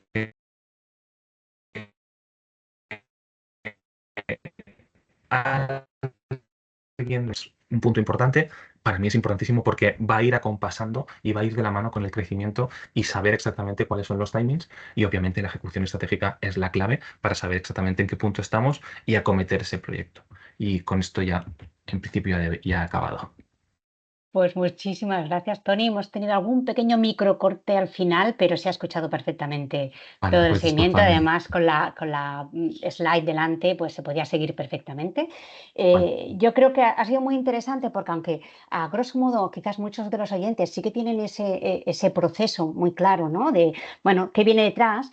El poder enfocar con números concretos, ¿no? Bueno, recoges 150 o 200.000 en esta primera fase, o el recoger en que no te esperes a los 2 últimos meses cuando ya no tienes la tesorería, que ya la tienes ahogada. Avánzate, pero poniendo cifras de, estamos hablando de 6 o 9 meses, ¿no? O sea, yo creo que el poder poner ese perfilar con cifras aterrizadas, ese proceso genérico o vago que tenemos en la cabeza es muy útil, ¿no? Y por eso expertos como vosotros, pues podéis acompañar muy bien en ello, ¿no? En poner ese punto donde quizás, pues de manera intuitiva, pues no es tan fácil saberlo, ¿no? O sea que yo creo que muy interesante, también me apunto Muchas cositas, gracias. supongo que la gente también tendrá alguna consulta y Sí, claro. esperamos al final de la sesión para hacer esas preguntas que tenga todo el mundo. Y Vale, fantástico. seguimos, gracias, Gracias. seguimos ahora con María, María de Hola, buenos Ponti. días. Hola María, si quieres Voy empezar a a, compartir un exacto, segundito. compartir la presentación, a ver si la vemos bien. Vale, a ver si la podéis ver bien. Se está cargando, ¿la vemos? Sí, no Vale, sé la si voy se a la poner en puedes. modo presentación y ahora ya deberíais ver Perfecto. la modo presentación. Vale, La vemos, María, o sea que adelante cuando vale, quieras. vale, perfecto. Bueno, buenos días a todos. En primer lugar, bueno, como mis compañeros, daros las gracias a SECFO por darnos una vez más la oportunidad a Ponti de participar en estas jornadas. Que ya otros compañeros de patentes ya han estado con vosotros. Y bueno, yo soy María, soy abogada y bueno, mi práctica está centrada más en la defensa judicial de los conflictos en infracciones de marcas, de diseños y de patentes y modelos de utilidad. Pero bueno, también en ese entramado contractual un poco que vamos a hablar hoy y que al final constituye el canal jurídico, ¿no? La herramienta para establecer las bases de estas operaciones comerciales en las que los socios, bueno, pues os veis muy acostumbrados, estáis muy acostumbrados, os veis inmersos. Entonces, bueno, tras la exposición de los compañeros, yo acabaré la sesión hablando un poco de las distintas formas que tenemos de monetizar la innovación que tenéis protegida y también la forma de monetizar, ¿no? Los conocimientos que de alguna manera están adscritos a estas innovaciones protegidas, que es lo que entendemos un poco por el know-how. Entonces, bueno, para introducir un poquito la materia, bueno, podemos decir que hoy en día, y con todo lo que han explicado los compañeros, ¿no? El entorno empresarial se reconoce como ese conjunto de la propiedad industrial, del conjunto de los activos empresariales y de los activos jurídicos. Pero en el campo de los activos intangibles, ¿no? Esos activos por sí mismos no tienen valor empresarial, es decir, tienen un valor jurídico enorme, pero si se quedan dentro del seno de la empresa o no se exteriorizan a otras empresas o no se comparten y no salen al mercado, pues no tienen un gran valor. Entonces, adquieren valor en el momento en el que pues, se utilizan como un papel de soporte en la estrategia de la empresa y también cuando se asocian a otros activos empresariales, que son los procesos de fabricación, de distribución y pues para dar lugar a ese final producto o servicio, ¿no? Que es el que vemos como en la punta del iceberg, digamos. Entonces, bueno, como la parte que me han asignado para exponeros se centra en mayor parte en los tipos de modelos de licencia, que es el instrumento que es el instrumento que digamos jurídicamente más común para la monetización de estos activos y para vehiculizar esa relación con los potenciales licenciatarios, pues os dejo algunas referencias de algunos epígrafes de las leyes que regulan el régimen de la licencia y también de las transferencias y las transmisiones que también al final pues son otra herramienta de monetización de esos activos. Entonces, antes de empezar a hablar de todo el entramado contractual y de todas las cláusulas y de todas las posibles herramientas jurídicas que al final son las que nos permiten canalizar, ¿no?, esa manera de monetizar los activos intangibles, pues desde Ponti siempre hacemos como un checklist estratégico y es un poco lo que os recomiendo a vosotros hacer y que un poco si os ponéis de manos de vuestros profesionales, pues al final creo que es como lo que pasamos todos los abogados, ¿no?, ese checklist para un poco haceros responder a estas preguntas importantes para que estéis completamente protegidos antes de iniciar estos procesos de exteriorización, o sea, de externalización y comercialización de vuestra innovación. Entonces, el primero de ellos creo que es importante, que es la auditoría de EPI. Es decir, respondernos qué tenemos exactamente, qué patentes tenemos concedidas, dónde están concedidas, tenemos las tasas al día, qué protege cada una, cuál es la vigencia, si podemos hacer paquetes de licencias de paquetes o de patentes o nos tenemos que centrar en una sola o nos interesa centrarnos en una de ellas. Si tenemos secretos empresariales valiosos, cómo los tenemos blindados, cuáles son las estrategias de protección que tenemos. Entonces, si tenemos bien protegidos los códigos fuentes y tenemos algún depósito notarial, algún depósito notarial o alguna certificación digital de toda la tecnología de protección, y luego pasar a hacer ese análisis de valor, por supuesto de la mano de Tony, pero pues hacer eso, una tasación formal de los factores que tenemos de valor, de qué problemas estamos resolviendo, qué forma como nosotros como licenciantes podemos ofrecer todas las preguntas que nos puede hacer el potencial licenciatario y qué les podemos hacer, y a los potenciales inversores. Todas esas preguntas las tenemos que resolver, porque también son todo el análisis de valor. Y luego, como parte final, pues ese paquete tecnológico que llamamos, que es, pues al final las patentes o los activos intangibles, como ha explicado también nuestros compañeros de León, pues al final son documentos legales, son certificaciones que están públicas y se quedan en las oficinas, pero para implementarlas necesitamos todo ese know-how asociado, todos los ensayos, todos los planos, protocolos, todo lo que tengamos. Todos esos intercambios de información que hagamos con los potenciales licenciatarios para persuadirles, yo creo que también entran en el seno de esta negociación comercial y también tienen que estar protegidos para que no haya fugas de información que luego pues nos puedan pasar factura. Entonces, todo ese paquete tecnológico, desde ya os digo que todo ese paquetito se vaya certificando digitalmente para que todas esas negociaciones queden bajo de protocolos de confidencialidad, y todo ese checklist lo tengáis plenamente protegido para empezar a hablar con tranquilidad de cómo vais a monetizarlo todo eso, no solo el activo intangible, sino todo ese conocimiento que hay detrás.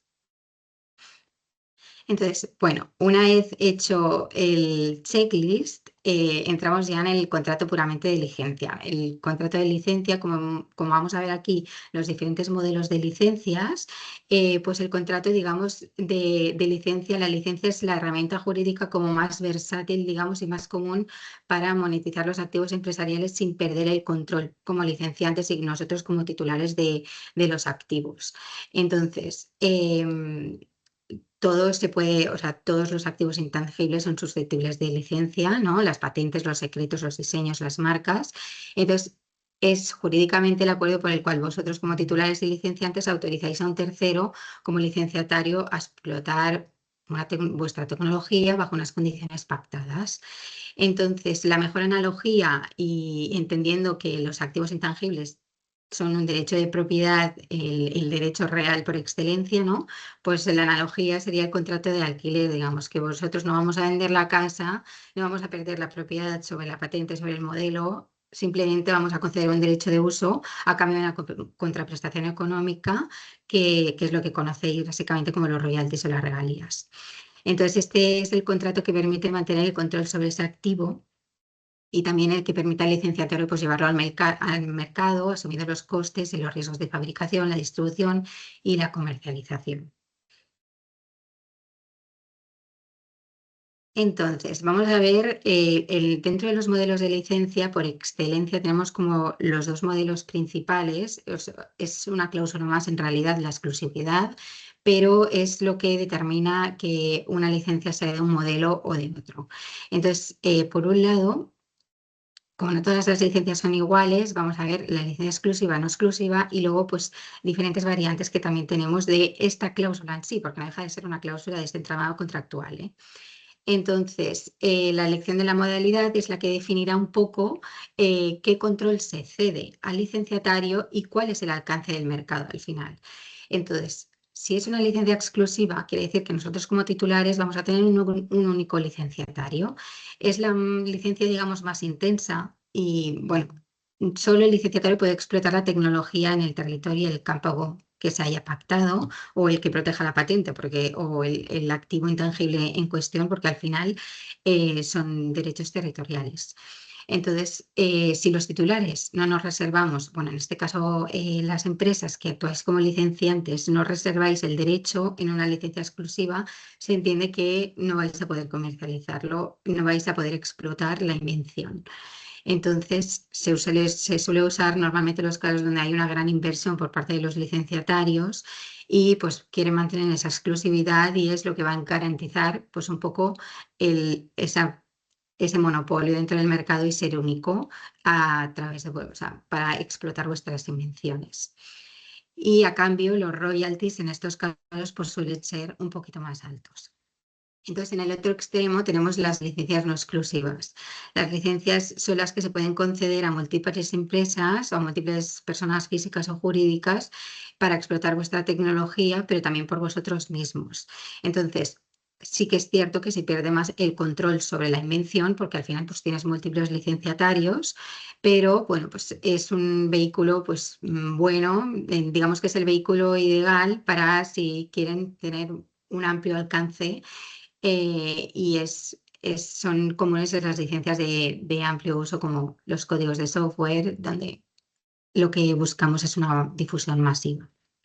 Entonces, en un punto intermedio, pero que a efectos jurídicos no deja de ser una licencia exclusiva con reserva, digamos que están las llamadas licencias únicas o el sole license, que es las que permiten tanto la explotación al licenciatario y al titular, pero a nadie más, solo ellos.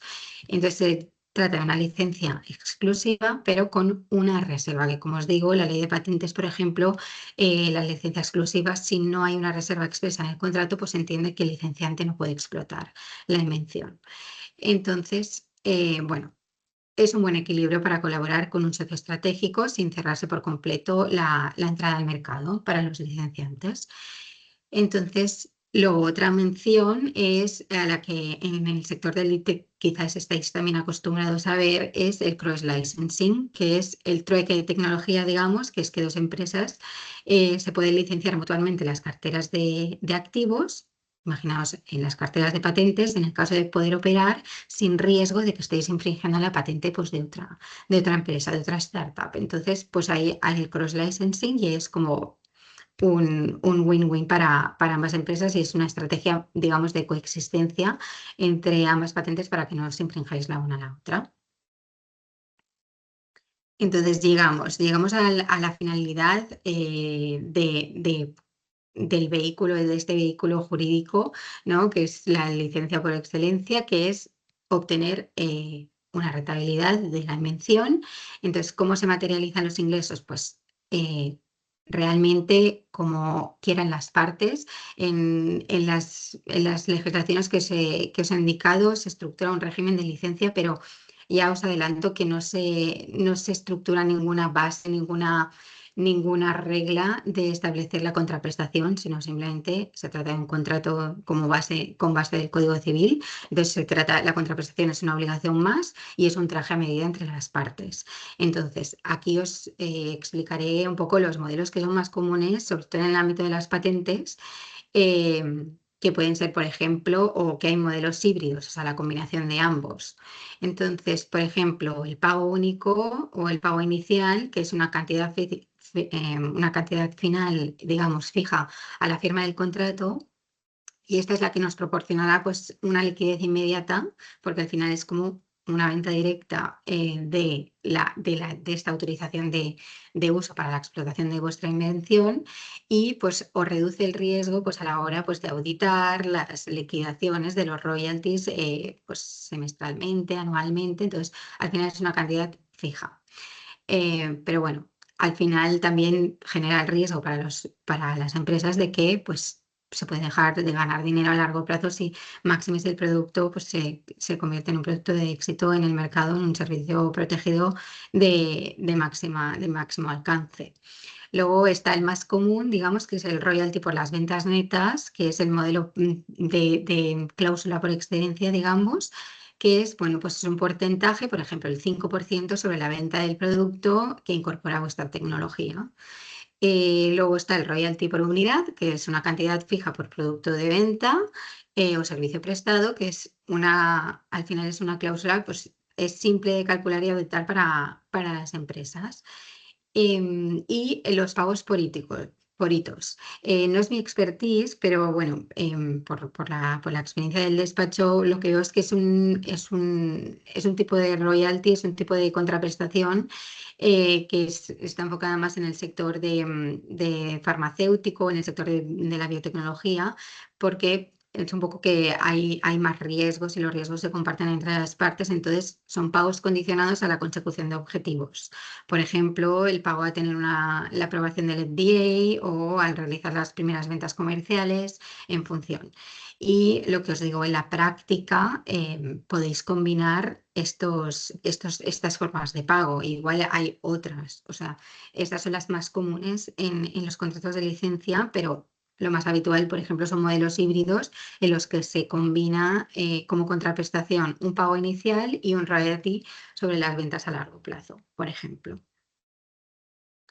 Entonces, para hablar la anatomía del contrato, siempre creo que os tenemos como que hacer a los clientes, ¿no? Un poco así críticos con las cláusulas y plantear un poco las que quizás cuando llega un modelo que nos ofrece el potencial licenciatario, pues no nos planteamos porque buscamos quizá pues la salida económica de la cláusula de los royalties o el territorio que es objeto para vosotros en la comercialización, pero quizás, ¿no? Para que vosotros mismos podáis ser críticos y que tengáis un poco los asteriscos a la hora de analizar este tipo de contratos, pues con vuestros asesores o con quien corresponda, pues yo os menciono un poco las cláusulas más críticas, por decirlo de entre comillas, o que generan más conversación, por no decir como más problemática a la hora de negociar los contratos.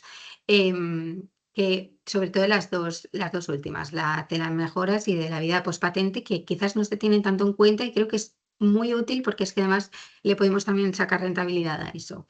Entonces, por una parte sería el territorio y el campo de uso, ¿no? Sobre todo si hay, pues los operadores están ubicados en distintos territorios, pues ver cómo al final tenemos lo que hemos dicho, que los activos intangibles son derechos territoriales, pero vamos a ver cómo podemos establecer los territorios según vuestros intereses.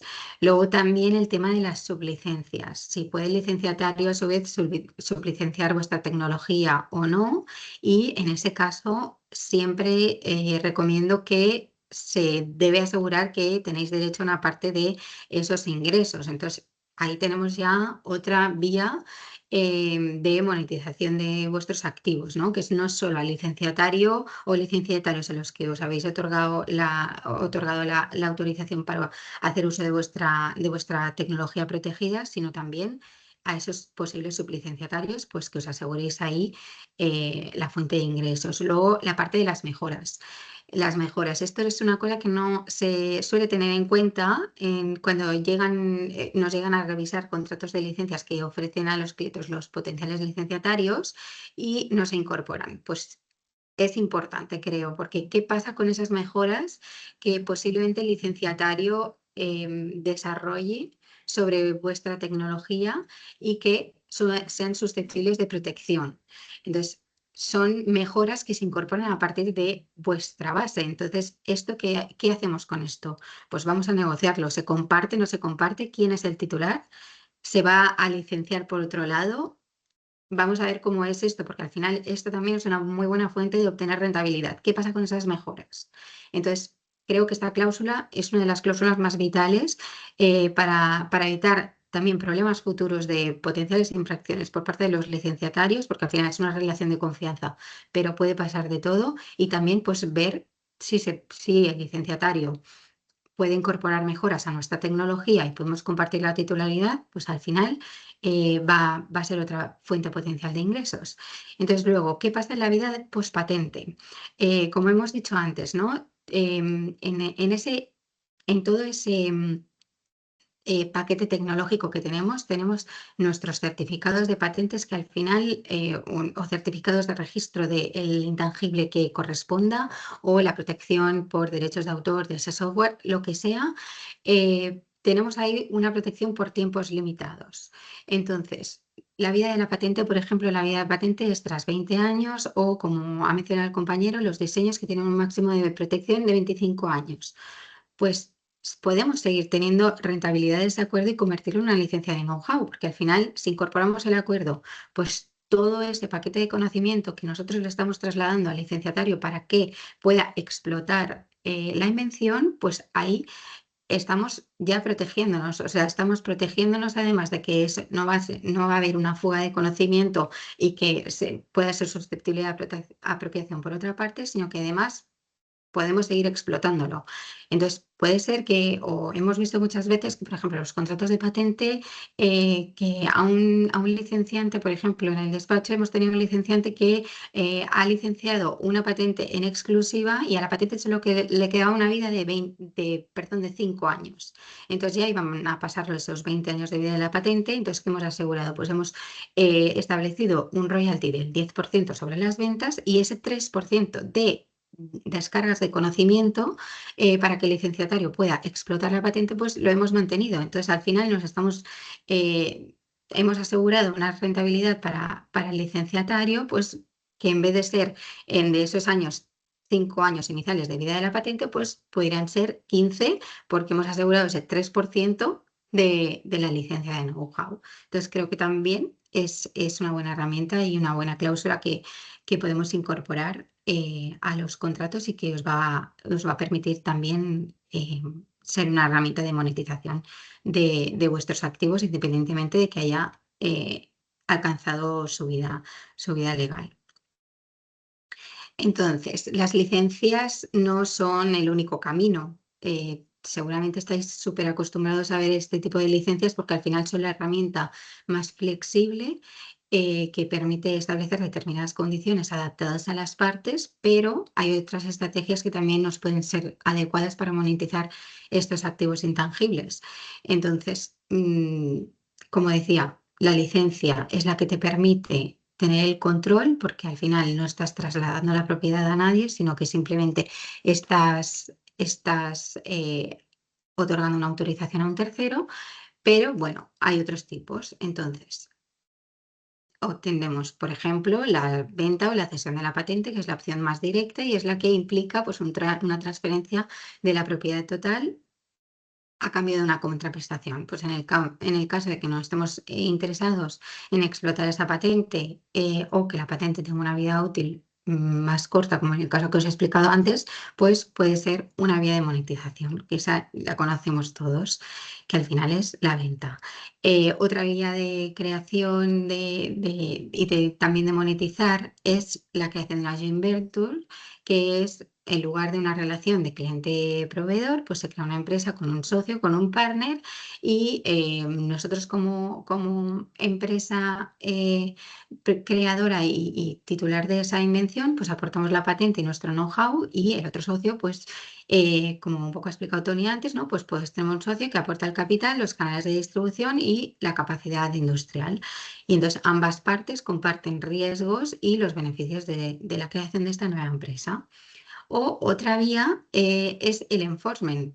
No nos olvidemos, como han comentado mis compañeros antes, necesitamos una defensa activa de nuestros derechos. En el caso de que iniciemos una defensa activa, esa no solo es una vía de protección y de hacer valer vuestros derechos frente a terceros que usan vuestra tecnología sin permiso o usan una tecnología que entra en colisión con vuestros derechos prioritarios, sino también es una vía para obtener una indemnización por daños y perjuicios, por supuesto, en el caso de que haya una infracción, pero también se puede forzar un acuerdo de licencia. Entonces, a veces casi ha sido la mejor de las formas cerrar en la vía extrajudicial estos acuerdos, que es conseguir que un licenciatario, si le interesa, pueda convertirse en esa condición de licenciatario mediante el enforcement, que es al final que el licenciante, el potencial licenciante, digamos, en este caso vosotros, ejerzáis judicialmente vuestros derechos de defensa, extrajudicialmente en una fase más preliminar, pero con ese objetivo de la búsqueda de un licenciatario. Entonces, pues normalmente tampoco tenemos en cuenta esta tercera vía, pero puede ser también una opción de monetización. Entonces, como conclusiones finales, que me quedan 2 minutitos ya, pues que tengáis claras que hay múltiples vías de monetización, que elijáis la que a vosotros más se ajusta a los intereses de vuestra empresa, pero que la propiedad intelectual, pues eso, que no es un fin en sí mismo, sino que es un instrumento jurídico que no debe quedarse en el cajón del registro, ¿no? Sino que se puede transformar en diferentes vías como un conocimiento que tiene mucho valor económico, y no solo los registros, sino también todo ese engranaje de conocimiento que tenéis detrás, que es toda la parte de know-how y de secretos empresariales, que si la tenéis bien blindada tiene un valor comercial muy grande. Y como punto número 2, os diría que os preparéis, que la monetización, antes de empezar a negociarla, que creéis esos paquetes tecnológicos, esa auditoría, ese análisis del valor que tienen vuestros activos, para negociar sobre una base sólida y, de nuevo, insisto, bien blindada, para que no haya ninguna fuga. Y luego el contrato, las diferentes vías, pues nada, que os quedéis con que la vía del contrato de licencia os permite mantener el control, y es la que os va a generar, es una herramienta como más flexibilidad a la hora de negociar, pero que no es una herramienta estándar, sino que hay que elegir el modelo que más se ajusta a vuestros intereses, y sobre todo que si defendéis activamente vuestros derechos, tanto sea por la vía extrajudicial como la vía judicial, frente a terceros que están usando vuestra tecnología sin vuestro consentimiento, pues que también ahí tenéis una vía de posibles licenciatarios. Entonces, pues nada, aquí termino. Muchísimas gracias. Pues muchísimas gracias a ti, María.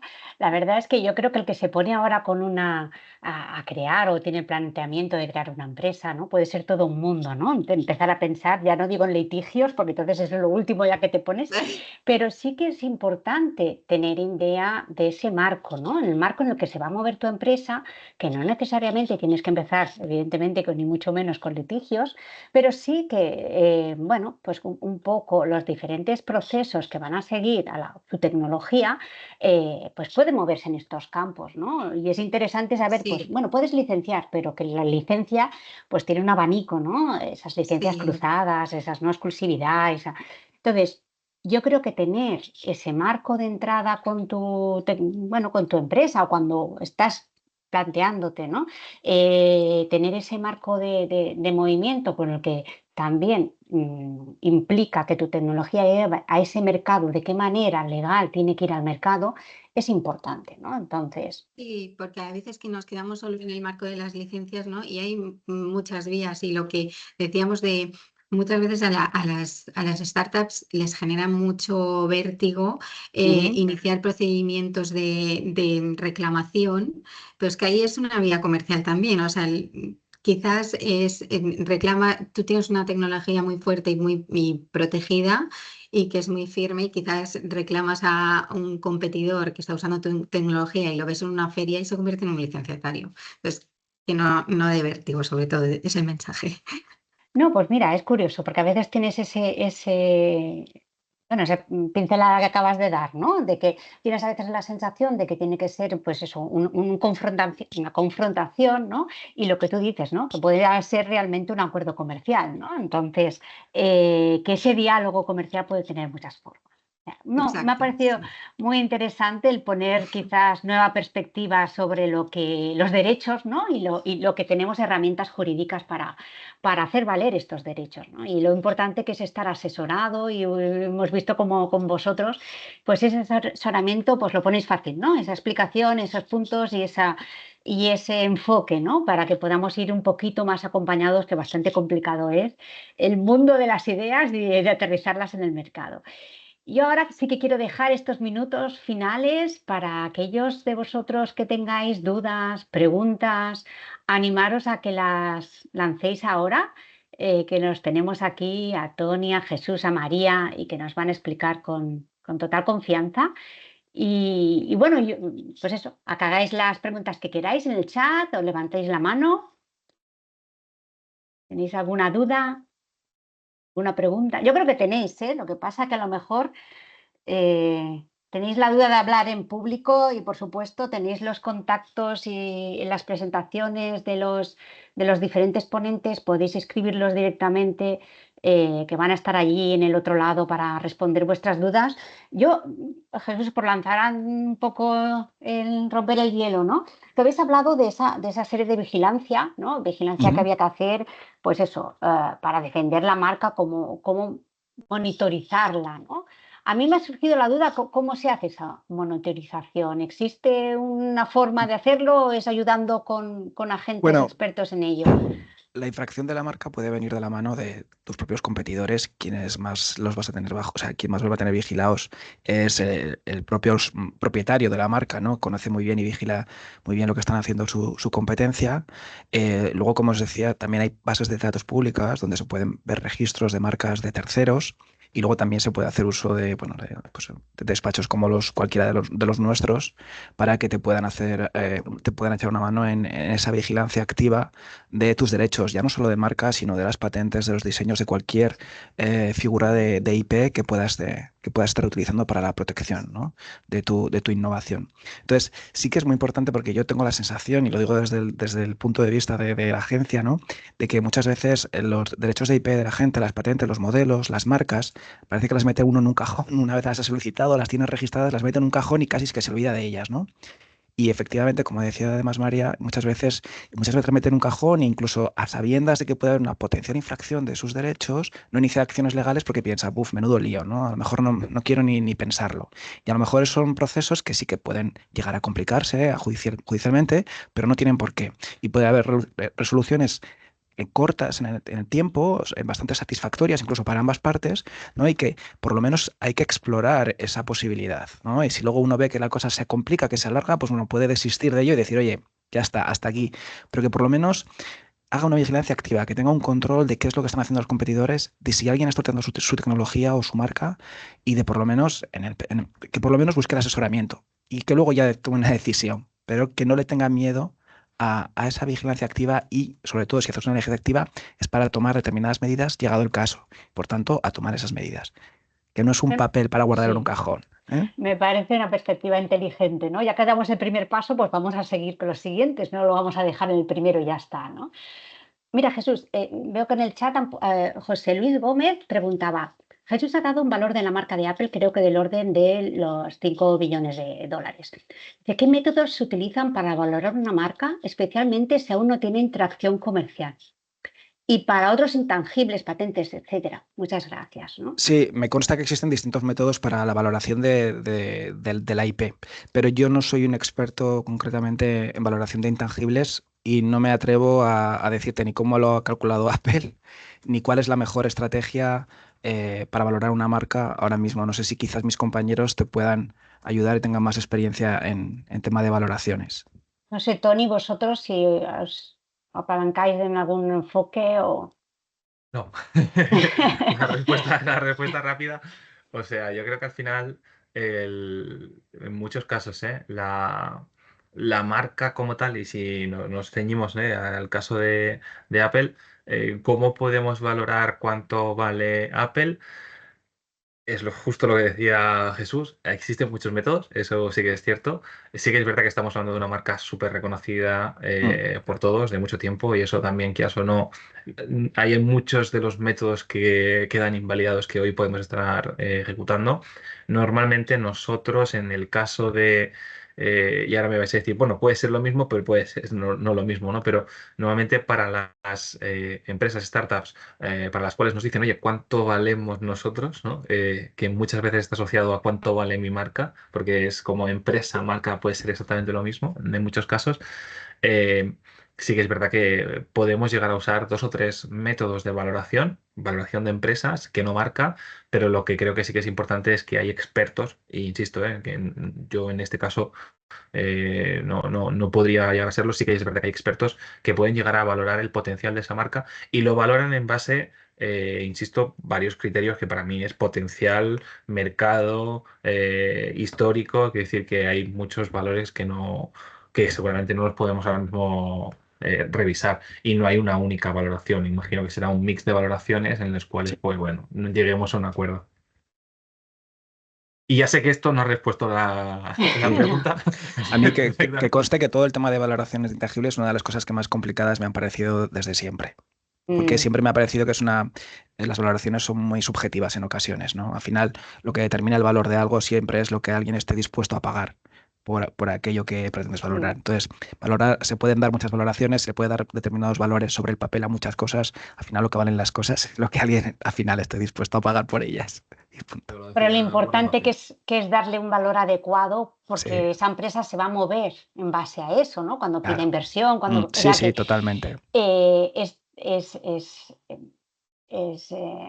Bueno, un elemento de indefensión, ¿no? No poder tener herramientas quizás suficientemente objetivas del valor de tu empresa, ¿no? Cuando de ello se va a apuntalar justamente la empresa, ¿no? Entonces, bueno, no deja de ser sino pues curioso, ¿no? Que estemos en estas tesituras así, ¿no? Sí. Pero, Lo que sí que es Rosa, importante, perdona, Sí. un apunte súper corto. Sí, Sí que es importante tener en cuenta eso, que tengáis muy presente para todas las empresas que estáis aquí, que todos los intangibles, las marcas, los diseños, las patentes, los modelos, todos contribuyen a incrementar el valor de las empresas. A todos se les asigna, o sea, todo se valora y eso. con esa Y de hecho protección también. yo he visto Vale. casos de empresas súper pequeñas que tenían valores bastante elevados y tenía que ver principalmente, sobre todo, con su cartera, con su portfolio de IP. Fíjate. luego, Elba, querías hacer un sí, apunte. Sí. bueno, yo me presento, soy Elba, compañera de María en Pontis, soy la directora del área de desarrollo de negocio y simplemente respecto a esto de las valoraciones, puntualizar que uno de los aspectos que se tiene en cuenta y que sirve, ¿no? para poner un poco la línea, la línea de partida es el business plan. El business plan que se pueda tener es lo que nos va a guiar un poco cuáles son las intenciones o qué se prevé llevar a cabo con esa invención o esa marca.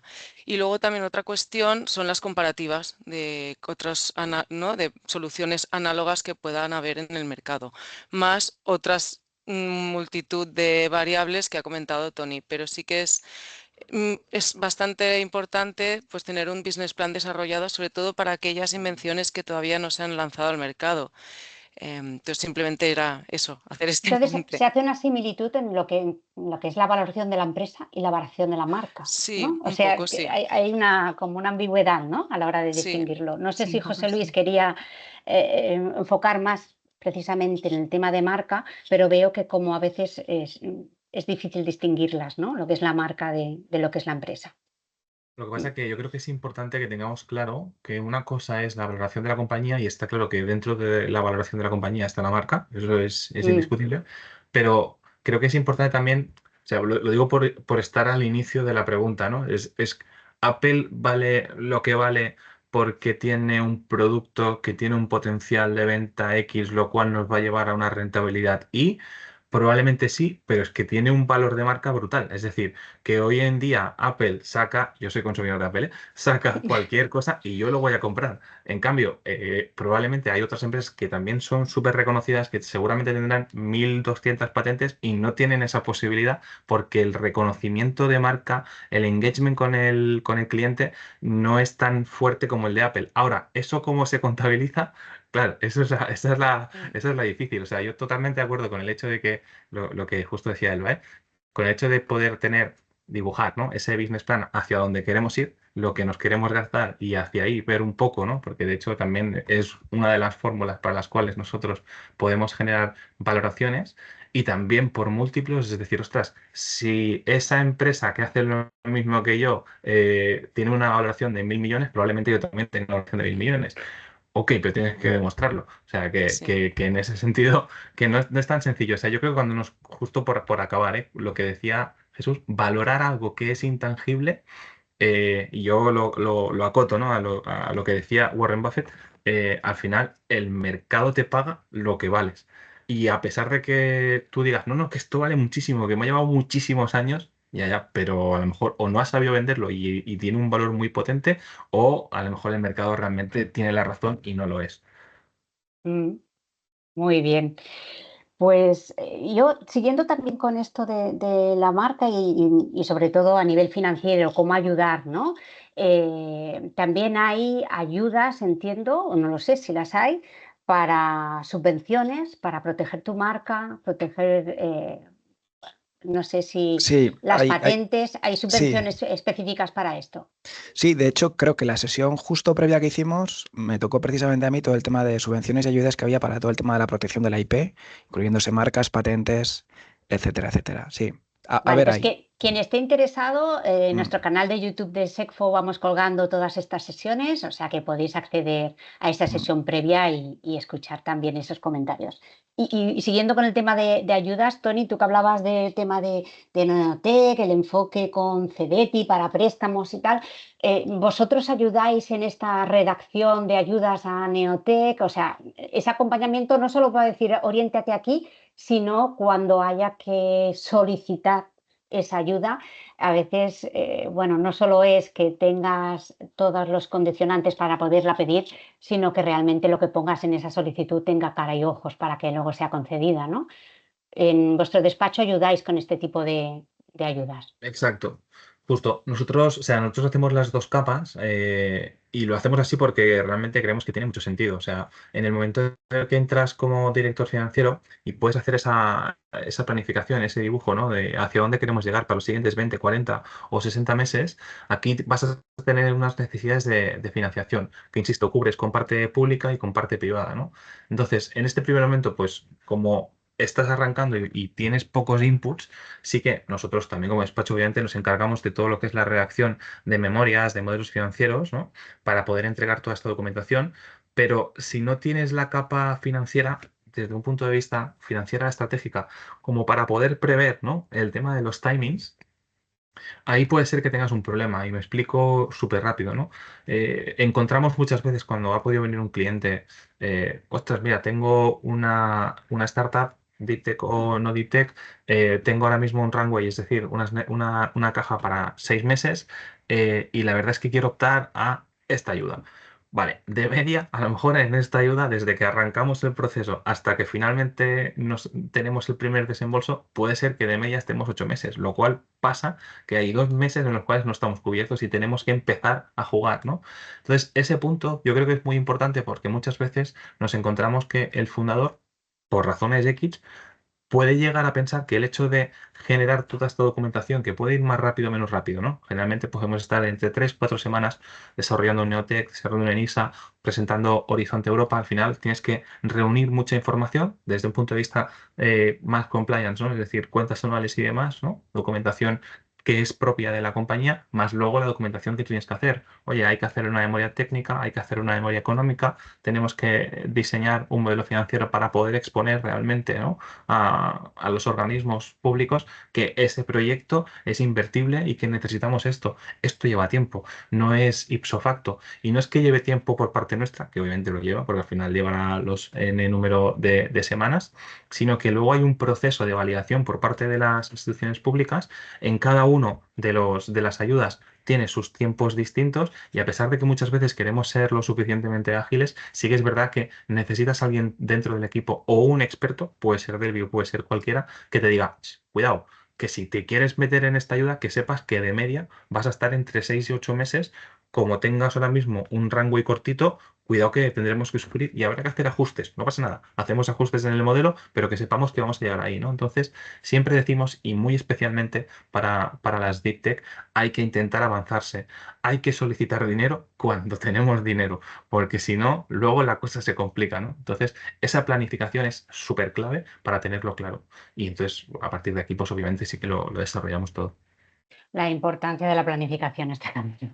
Y ya por acabar yo, si no hay más preguntas, a mí María, y vinculado también a esa monetización, cuando hablabas del valor de las licencias, ¿cómo sabes, cómo pones el importe sobre el cual licenciar, ¿no? No sé si hay unos parámetros en función, pues si tienes software, sabes que los software se licencian por estos rangos, si tienes un hardware determinado por estos rangos, es decir, ¿cómo pones ese número, ¿no? a esa licencia?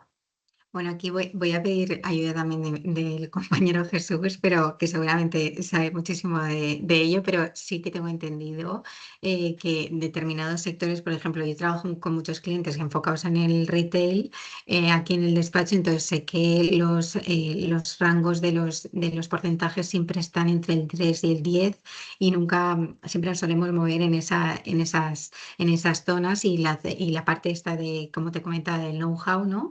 Por ejemplo, tenemos un cliente que en el sector que trabaja en el sector de la peletería y tiene una patente ahora protegida en unas fibras ecológicas y así.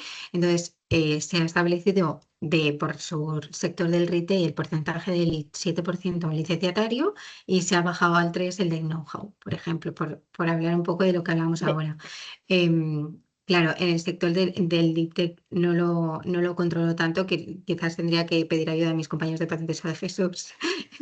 Pero sí hay unos rangos, ¿no? establecidos más o menos en función del sector, pero es un traje a medida lo que decía. Yo, María, lamentándolo mucho, no te voy a poder ayudar demasiado. Yo soy más técnico puro y duro y no me suelo meter en tema de licencias ni contratos. Bueno, Así que no. Sí, pero igualmente lo podemos mirar. Dentro del sí, despacho, Sí. exacto, sí. exacto. Y sí. os podemos mandar la información y yo lo contrasto con mis compañeros de patentes para que nos lo puedan Yo, asegurar. mi voluntad de ponerle practicidad a todo y a aterrizar toda la teoría a cuestiones prácticas que os pueden orientar, pues hago un montón de preguntas. Pero está claro Sí. que dentro del despacho, más allá de los ponentes, pues hay un equipo que os van a ayudar con todo ello. Bueno, pues yo creo que nos hemos pasado un poquito de tiempo, perdona, pero yo creo que valía la pena explicar y aterrizar todo bien. Y si tenéis más dudas, preguntas, os animo, pues eso, que escribáis directamente a los despachos, que seguro que os van a atender muy bien. Y por supuesto, Jesús, Tony, María, muchísimas gracias por acompañarnos, por poner un A poquito de vosotros. luz y seguiremos en conversaciones. Decir que la última y cuarta sesión la vamos a hacer de este programa que hemos hablado en el marco del Summit de SECFO, que se va a celebrar el 25 de noviembre en Madrid.